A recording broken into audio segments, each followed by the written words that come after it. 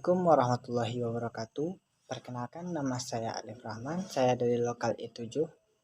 Pada video kali ini saya akan menjelaskan tentang dampak sosial informatika di bidang ekonomi. Dampak sosial informatika di bidang ekonomi. Pendahuluan. Dengan zaman yang makin maju dan perkembangan teknologi di bidang informatika telah mengalami kemajuan yang sangat pesat dalam beberapa dekade terakhir. Teknologi informatika telah menjadi bagian integral dari kehidupan sehari-hari, mulai dari komunikasi, bisnis, pendidikan, hingga hiburan.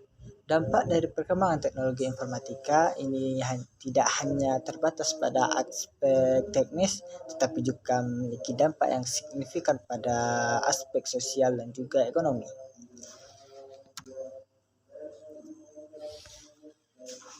Apa itu dampak sosial informatika di bidang ekonomi?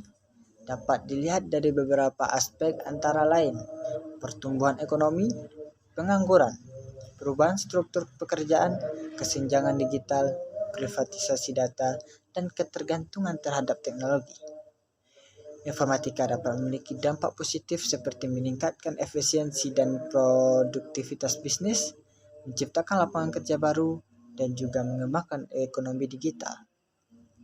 Namun juga dapat memiliki dampak negatif seperti kesenjangan digital, privatisasi data, dan ketergantungan pada teknologi. Oleh karena itu, penting untuk mempertimbangkan dampak signifikan informatika di bidang ekonomi dan mengambil langkah-langkah untuk mengurangi dampak negatif dan meningkatkan dampak positif. Dampak yang dihasilkan dari informatika di bidang ekonomi, dampak sosialnya berupa yaitu terbagi menjadi dua. Yang pertama dampak positif dan yang kedua adalah dampak negatif. Dampak positif yaitu yang pertama, meningkatkan efisiensi atau menghemat waktu dan biaya. Kedua, meningkatkan produktivitas atau meningkatkan kinerja perusahaan. Yang ketiga, membuka peluang kerja, menciptakan lapangan kerja baru. Dan keempat, meningkatkan aksesibilitas atau memudahkan akses ke perdagangan global. Dan kelima, meningkatkan keamanan atau melindungi transaksi dan data keuangan. Dampak negatifnya yaitu yang pertama, pengangguran. Ya, otomatisasi proses bisnis. Yang kedua kesenjangan ekonomi atau akses tidak merata terhadap teknologi. Ketiga, penipuan dan kejahatan cyber, penipuan online dan pencurian data. Keempat, ketergantungan pada teknologi, ketergantungan berlebihan pada teknologi. Kelima, pencurian data pribadi dan keuangan. Keenam, monopoli pasar oleh perusahaan besar. Yang ketujuh, kerusakan lingkungan, polusi dan kerusakan lingkungan akibat produksi dan pembuangan perangkat elektronik. Adapun contoh dampak positif dan negatif yaitu contoh dari dampak positif dari sosial informatika di bidang ekonomi yaitu yang pertama, e-commerce. Yaitu berupa Tokopedia, Shopee, dan Lazada, memudahkan akses ke pasar global dan menciptakan lapangan kerja baru. Yang kedua yaitu mobile banking atau BCA, mobile, mandiri online, dan BRI mobile, memudahkan transaksi keuangan dan melindungi data keuangan.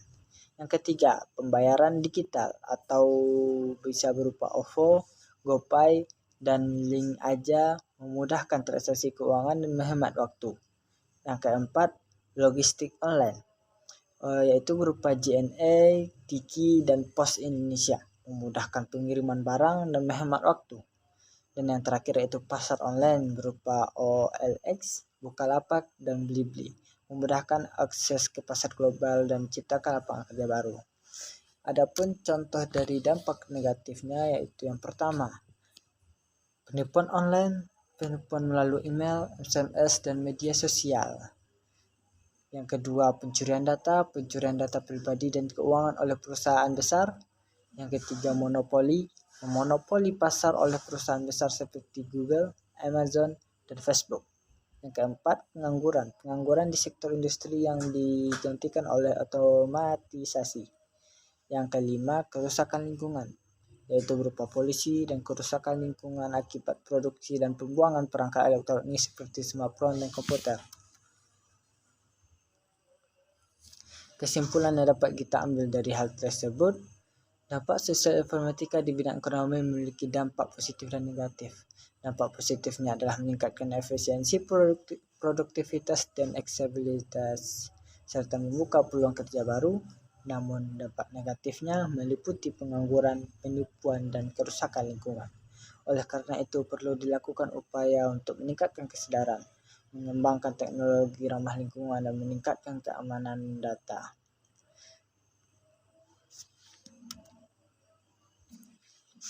Itulah akhir dari presentasi, itulah akhir dari penjelasan saya tadi.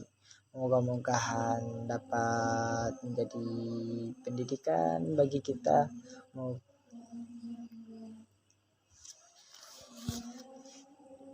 Terima kasih telah mendengarkan video saya dari awal sampai habis. Jangan lupa like dan follow. Terima kasih semuanya. Assalamualaikum warahmatullahi wabarakatuh.